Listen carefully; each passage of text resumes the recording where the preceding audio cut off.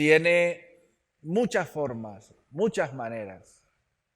Y esa multiforme sabiduría de Dios, según el apóstol Pablo, debe ser dada a conocer, porque ha sido dada a la iglesia, la cual la iglesia debe dar a conocer.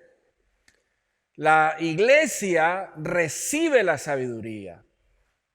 La iglesia somos todos los que tenemos la certeza y la confianza de formar parte del cuerpo de Cristo. Todo el que ha venido al conocimiento de la verdad de Dios y reconoce a Jesucristo como Señor y Salvador, Dios lo injerta, lo adopta en su familia y lo hace su hijo. Y una vez que lo hace su hijo, entonces lo invita a ser parte de la familia de Dios. Porque Dios desde el comienzo hasta el final tiene el propósito de tener una familia. Por eso Él es Padre y por eso somos sus hijos.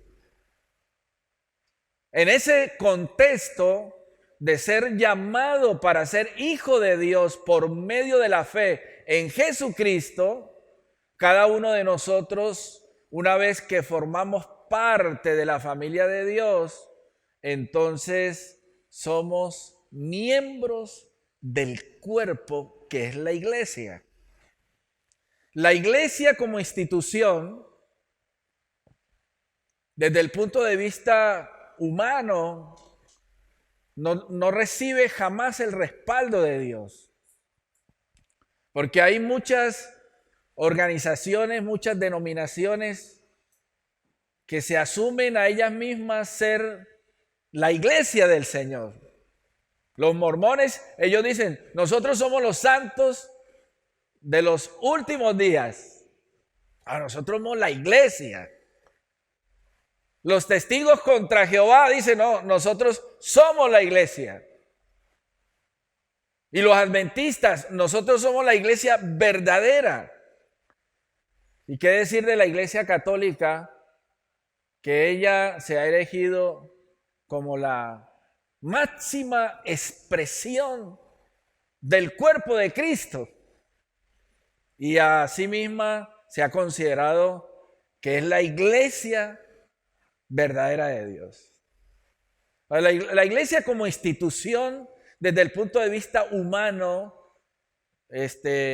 organizada por las mentes humanas, no tiene desde el punto de vista bíblico el respaldo de Dios. Cuando Jesucristo vino a la tierra, Jesucristo no vino a fundar el cristianismo. Ese cristianismo, esos ismos, los formaron los hombres, creando por medio de lo que ellos llaman institución, un poder, una autoridad, una jerarquía, e hicieron de los dones y ministerios niveles de jerarquía y de autoridad. Los obispos, los pastores, algunas organizaciones llaman los presidentes, los ministros. Pero ese tipo de organización humana no tiene el respaldo de Dios. Desde el punto de vista de que no es Dios el que está diciendo, las asambleas de Dios es mi iglesia. O la iglesia tal es mi iglesia. No. La iglesia del Señor es una iglesia invisible, cuya autoridad máxima es Jesucristo, no el Papa. La iglesia adventista se levantó una profeta llamada Elena G. de White y ella es la autoridad y dejó muchos libros escritos y muchos dogmas. Y así los testigos contra Jehová y así los unos y así los otros, institucionalizando la fe. Si hay un tema verdaderamente escalofriante y que ha hecho tanto daño a lo largo de la historia, fue haber institucionalizado la fe. El haber convertido ese mensaje salvador de gracia, de misericordia de Jesús en una institución religiosa. Hermanos, para serles franco, ustedes aquí vienen no a una institución religiosa. Yo no promuevo ninguna institución religiosa. Ni adhiero gente a una institución religiosa. Porque la institución religiosa no salva.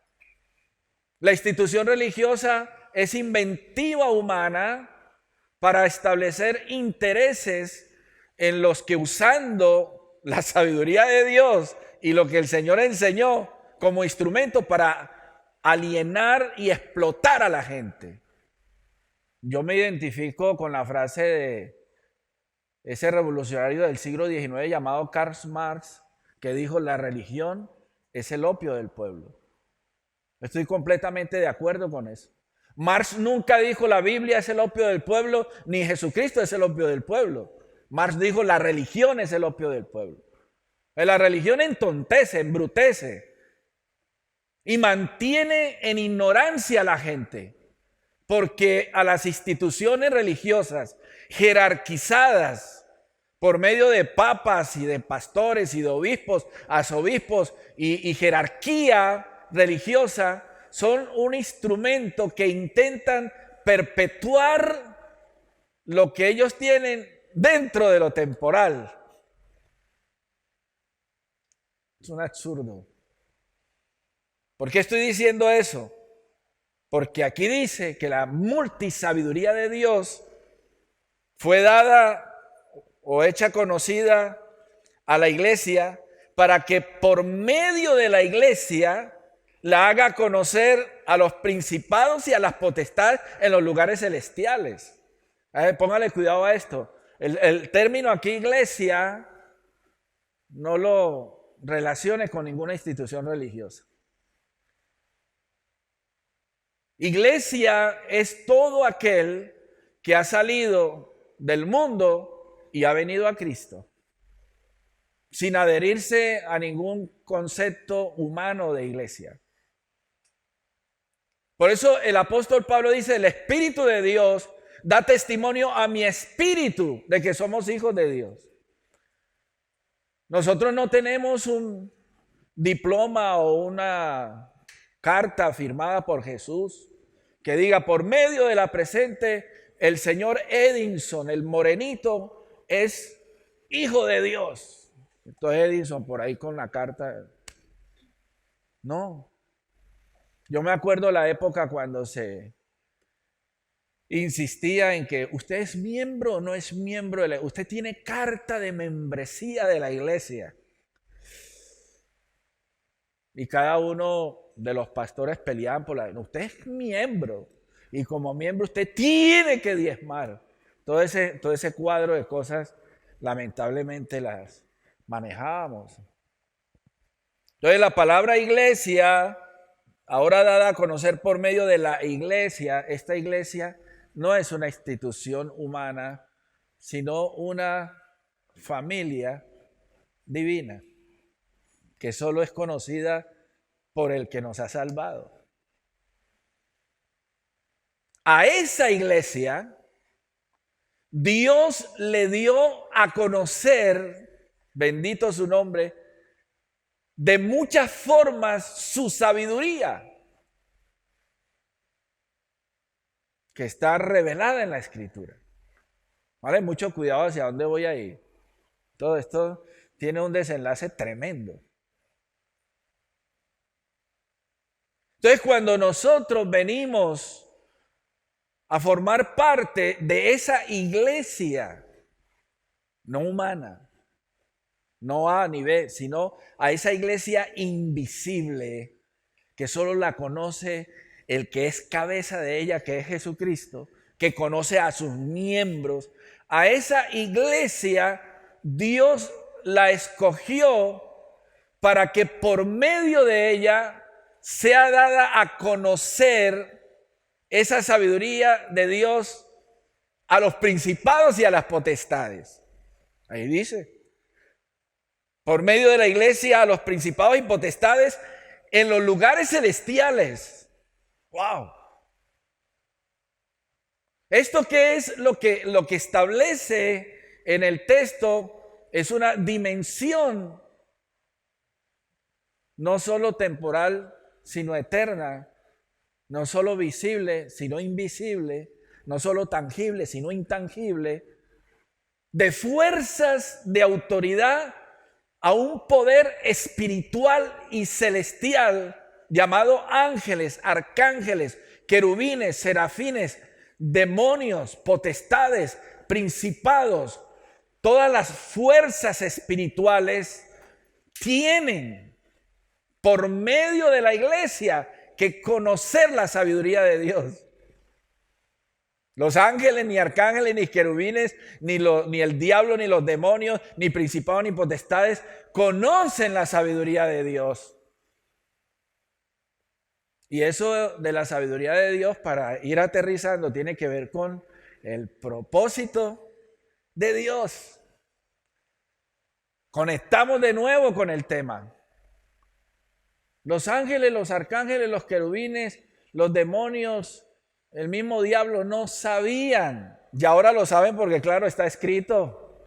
Y aquí en el contexto en el que Pablo está escribiendo, lo da Pablo a conocer porque a él se le reveló, y es a partir de ahí que los demonios entraron con fuerza a tergiversar el plan y el propósito de Dios. Póngale cuidado a esto.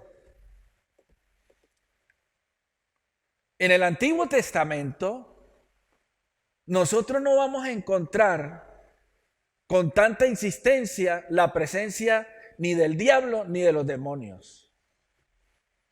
Lea, se dará cuenta, un par de citas por allá en Job, por allá en Crónicas, por allá en Ezequiel, Isaías, pasajes referenciados sobre Satanás, ese querubín protector de Ezequiel 28, 13 al 19. Job capítulo 1, donde aparece el diablo como formando parte de los hijos de Dios. Y pare de contar, por allá cuando David censa al pueblo, que dice que instó el diablo a David a hacer tal cosa.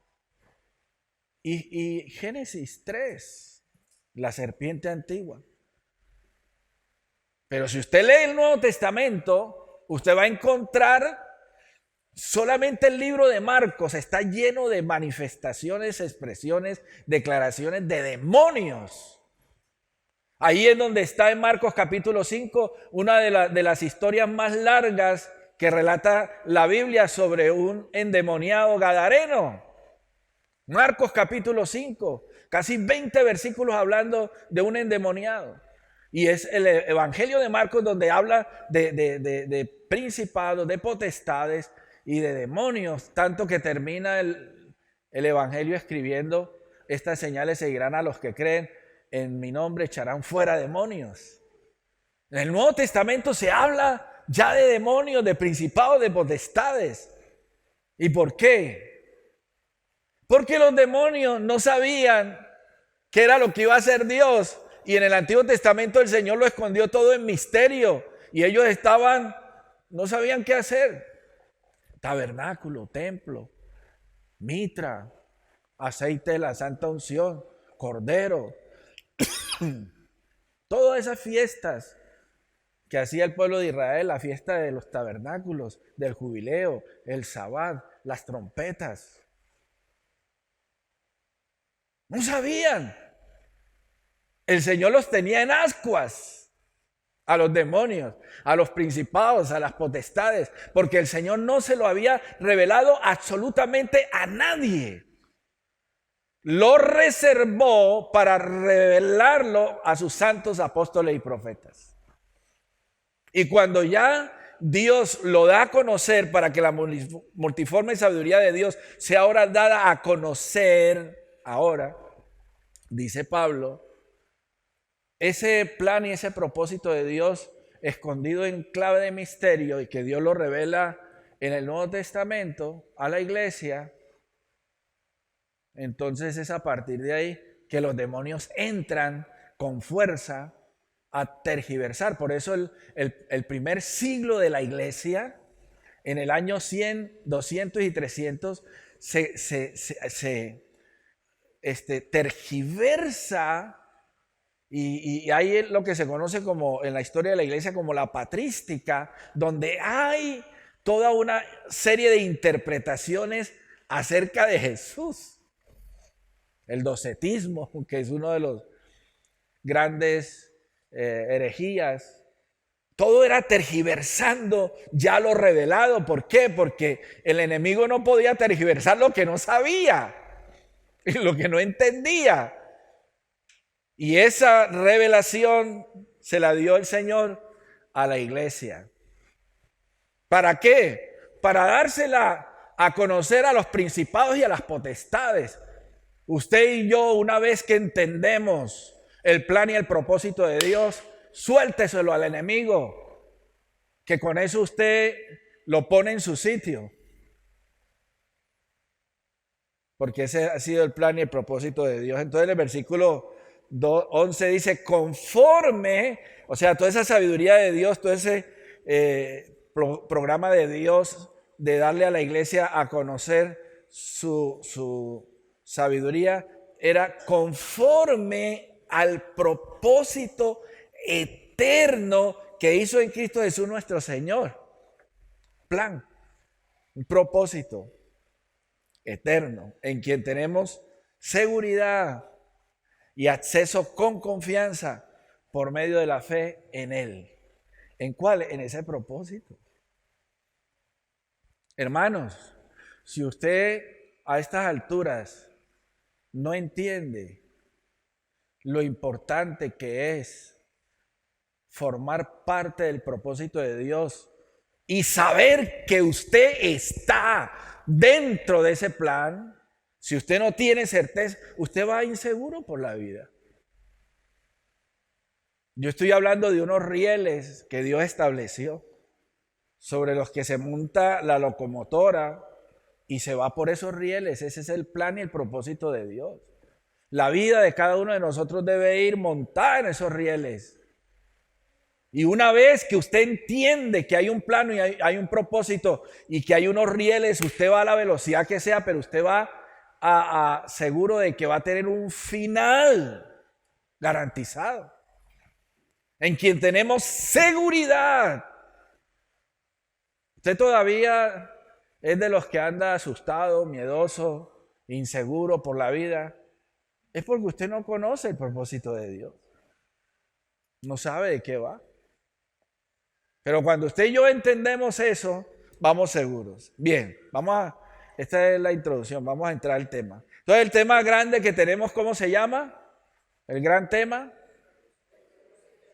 El propósito eterno de Dios. Y yo he dedicado ya unos meses para hablar del propósito. Póngale cuidado. Esta frase del pastor Manuel Umaña. Lo que impone y determina del propósito de Dios es que eterno. Lo que impone a los principados, a las potestades, a las fuerzas inmundas de las tinieblas y las establece y las pone en su lugar, es porque lo que Dios hizo desde el comienzo hasta el final es eterno, y eso que es eterno le fastidia a ellos, a los demonios. No es un asunto temporal, circunstancial, momentáneo. Vamos a tener entretenidos a estos seres humanos. Dios diciendo así, vamos a entretener esos seres humanos que vivan ahí en pecado, y luego yo les envío a Cristo que los salve, y ya con eso nos ocupamos un poco en estos bichos llamados seres humanos. Así decía un argentino por la radio hace 2 días, un hijo del diablo, que Dios, el Dios de la religión, de la Biblia, es ese Dios. Vamos a fastidiar a estos seres humanos con el pecado y con los demonios. Yo le escribí: ignorante, hijo del diablo, desconoce sabiduría divina. Por eso, hermano, lo que impone y determina el propósito de Dios es que ese propósito es ¿qué? Eterno. No inicia aquí en esta temporalidad, ni se queda aquí en esta temporalidad. No, atraviesa lo temporal y se mantiene eternamente y para siempre.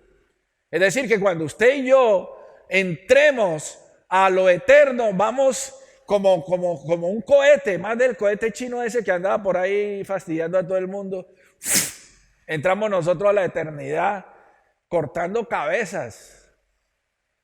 Pasamos por encima de principados, de potestades, de fuerzas del mal que operan entre lo celestial y lo terrenal. Están los principados y las potestades y nosotros atravesamos eso. Porque estamos montados en el plan y en el propósito eterno de Dios. Entonces, lo que impone y determina del propósito de Dios es que es eterno. Y ahí, en esa parte, es donde yo voy a iniciar un tema que forma parte del gran tema, el propósito eterno de Dios. Ya he hablado mucho del propósito de Dios. Ahora voy a hablar de lo eterno de ese propósito. Voy a estar trabajando un par de meses sobre lo eterno del plan y el propósito de Dios y entender la eternidad y empezar a soltar algunas interpretaciones bíblicas sobre el tema de lo eterno. Cuando Dios habla, aprenda esto, cuando Dios habla en lenguaje ¿de qué? ¿De qué? De eternidad. Porque Él es eterno. Dios no habla en lenguaje de temporalidad, circunstancial, momentáneo. Entonces, cuando Dios le habla al hombre, le habla en lenguaje de eternidad, porque lo que Dios busca hacer con nosotros es ¿qué? Eternizarnos. Dios quiere que sus hijos sean eternos. Aleluya. Bueno, hay gente como ese señor que hablaba por la SER en estos días en la radio. Yo no estoy interesado qué eternidad ni qué nada. Yo me muero y se morirán todos y ya eso se acabó para usted, hijo del diablo. Pero para los que entendemos eternidad, estamos siempre procesando, desarrollando la verdad de Dios revelada en su palabra en lenguaje de eternidad. Cuando Dios habla a mentes que tienen hambre de lo eterno. Usted no tiene ganas de ser eterno, pues es su problema. Usted no tiene nada que estar haciendo aquí. Pero yo quiero ser eterno. Amo vivir. Por eso es que la Biblia dice en Juan 10:10, el ladrón vino a matar, a robar y a destruir, pero Jesús vino a dar vida. ¿Y vida en qué? En abundancia. La vida en abundancia es vida eterna. Bastante vida. Para los que ya estamos pasando cierta edad, que yo ya estoy mirando los 70 años de cerca, nos vamos dando cuenta que el tiempo va pasando y que tarde o temprano, ya el año pasado, mi pastor, bueno, hace un mes creo, mi pastor, el que me enseñó a mí la palabra, murió. 3 años atrás, mi pastora, la que me formó, murió. Muchos de mis compañeros de ministerio han muerto. Compañeros de estudio en Colombia han muerto. La muerte es una realidad latente de la que el mismo diablo intenta a muchos mantener alejados de las verdades eternas. Cuando uno empieza a entender eternidad, a uno le gusta como la idea de morirse, porque no es tristeza la muerte, es vida. Aleluya. Es correr la cortina y ver la realidad que va a ser para siempre y por siempre. En Juan 6:68 respondió Simón Pedro, le dijo: Señor, ¿a quién iremos? Tú tienes palabras de vida eterna. ¿A quién iremos? Mahoma, Buda, Confucio, filósofos. ¿A dónde? ¿A quién? No nos engañemos. Acuérdese que la sabiduría humana trasciende al hombre en lo temporal, pero no lo eterniza. Mucha filosofía y mucha idea y mucho concepto de alto nivel, pero eso no eterniza, eso temporiza. Eso ancla a la gente en lo temporal, en lo circunstancial, en lo momentáneo.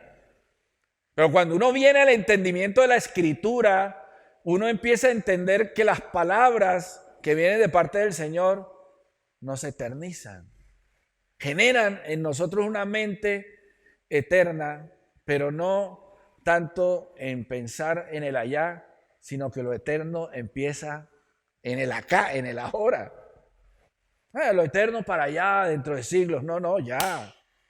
Porque lo eterno, como lo voy a explicar después, no es un lugar, es una persona. Seguimos. He traído la lista, como para que usted esté ahí de pronto diciendo, el pastor está hablando de lo eterno. Si en la Biblia no se habla de eterno, eso no es un tema trascendente. Le traigo nomás un listado de unas 35 expresiones que usan el adjetivo eterno o eterna, como para que se vaya preparando a lo que viene, porque voy a empezar a tratar el tema de lo eterno. La Biblia habla de nombre de Dios, que es Dios eterno. Ahí está la cita bíblica. La Biblia habla del eterno Dios, del trono que es eterno. La Biblia habla de eterno en todo juicio de su justicia. Eterno es tu nombre, camino eterno, Padre eterno. El Dios es eterno, pacto eterno, Rey eterno, amor eterno, sueño eterno.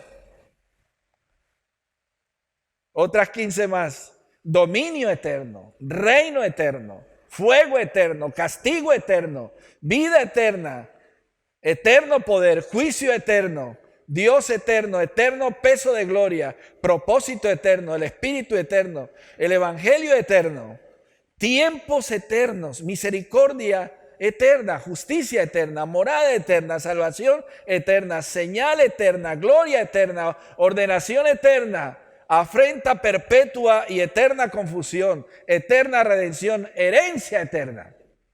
35, así como peluqueando bobos, así en la Biblia, sin adentrarnos profundamente en el tema. Por eso digo que cuando el Señor habla el lenguaje de ¿qué? De eternidad. Padre eterno, Dios eterno, Hijo eterno, vida eterna, castigo eterno, eterno, eterno, eterno, eterno. Y nosotros temporalizados siempre. Es incoherente una iglesia que se mantiene anclada en lo temporal y no entiende eternidad, está muerta. Déjenme decir un par de cosas y ya termino, hermanos. Los entendidos resplandecerán eternamente. El pastor se olvidó ya de la palabra entendidos, por fin. Pastor ya no va a hablar más de los entendidos, no. Los entendidos resplandecerán eternamente, dice Daniel 12:3. Los entendidos resplandecerán como el resplandor del firmamento, y los que enseñan la justicia a la multitud como las estrellas a perpetua eterna. Uy, qué versículo. Wow. Este solo versículo es para uno extasiarse siquiera unos 5 o 6 domingos. Los entendidos resplandecerán, aleluya, como el resplandor en el firmamento. Y los que enseñan justicia a la multitud, como las estrellas a perpetua eternidad. ¡Wow!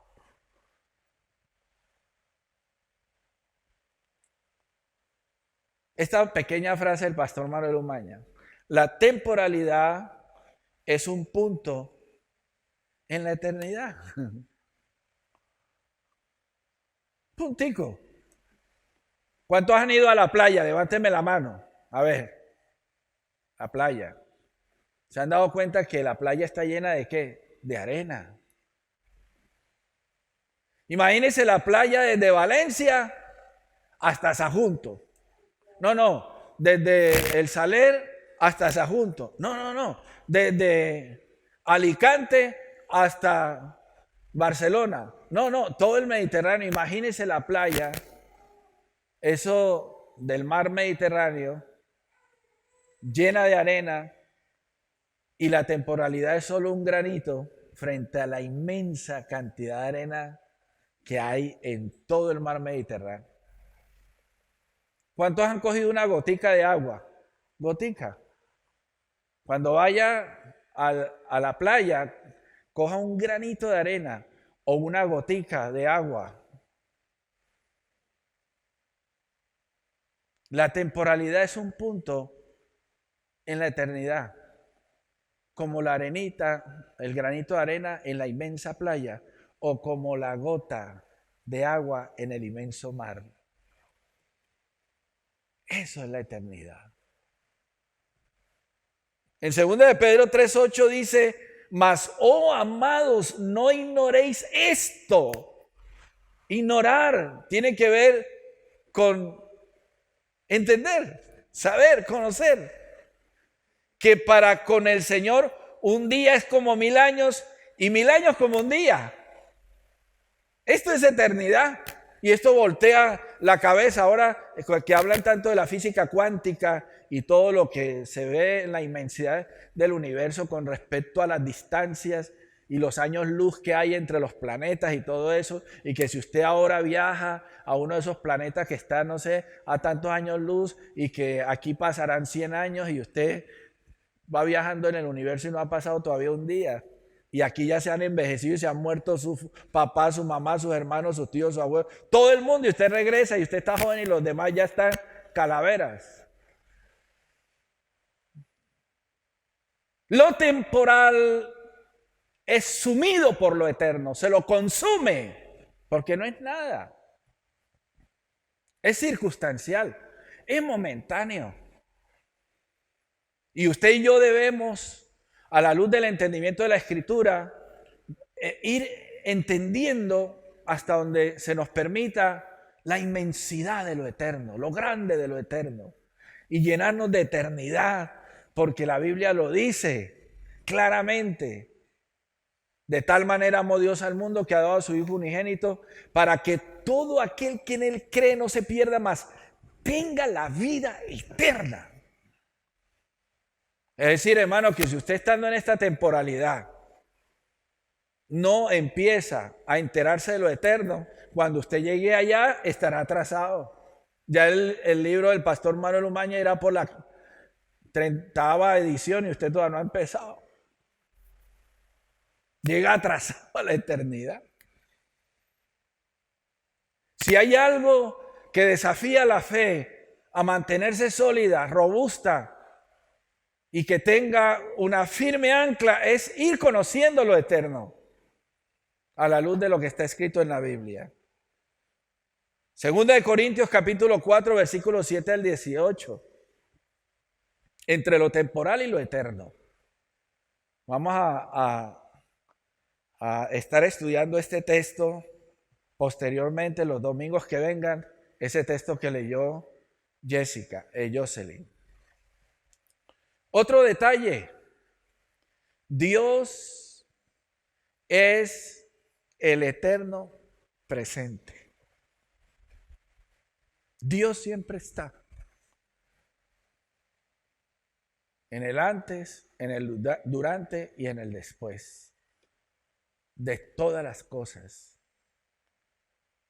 Dios no vivió en el pasado, ni Dios va a vivir en el futuro. Dios no estuvo en el pasado. Dios no irá al futuro.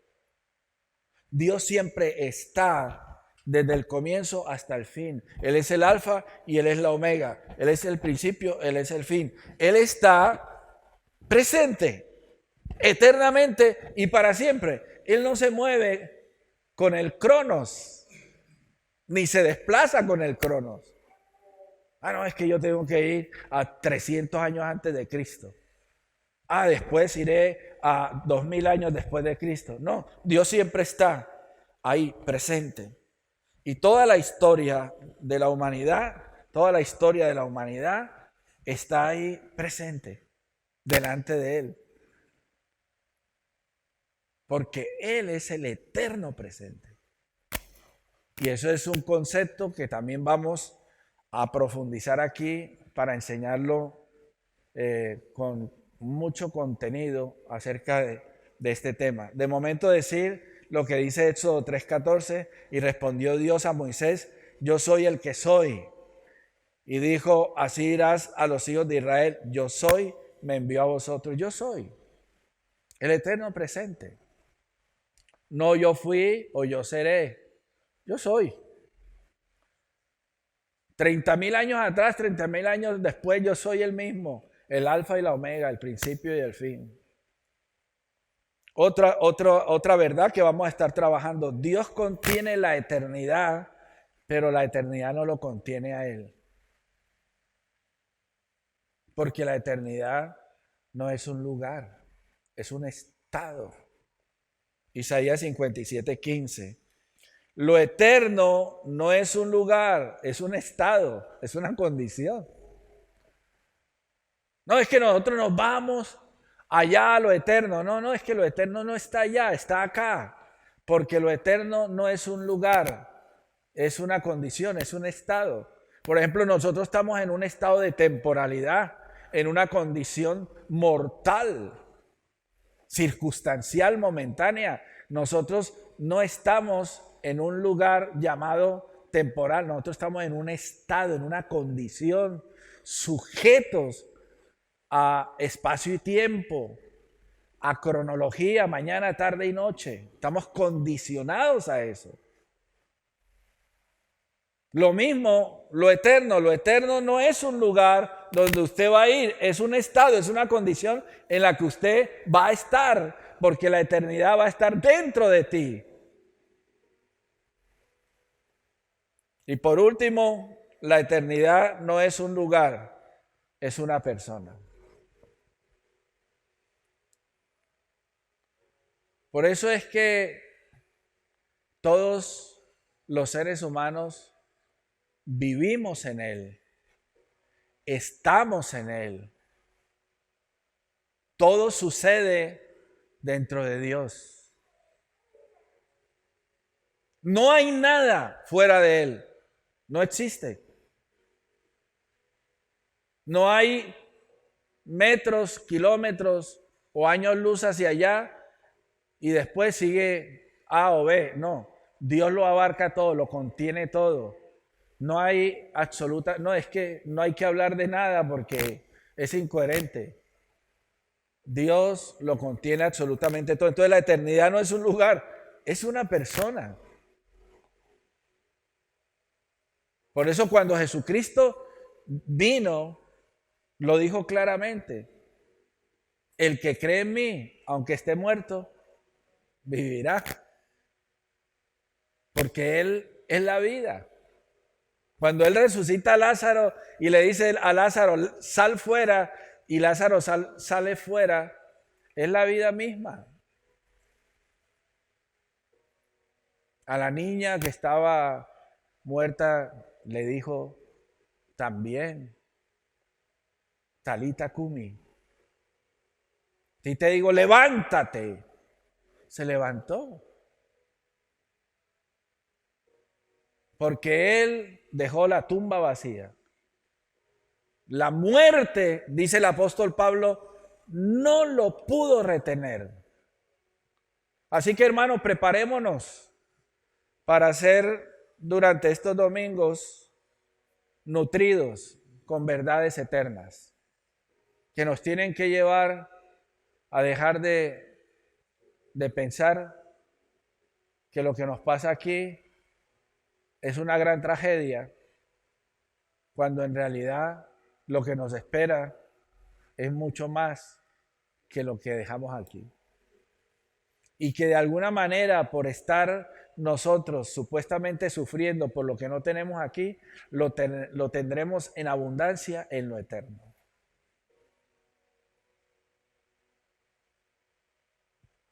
Vamos a orar y dar gracias a Dios porque nos ha llamado a formar parte de los eternos, de los inmortales, de los que viviremos para siempre. Como dijo el apóstol Pablo, si eso no fuera así, miserable de nosotros. Seríamos los más dignos de lástima donde no fuera así.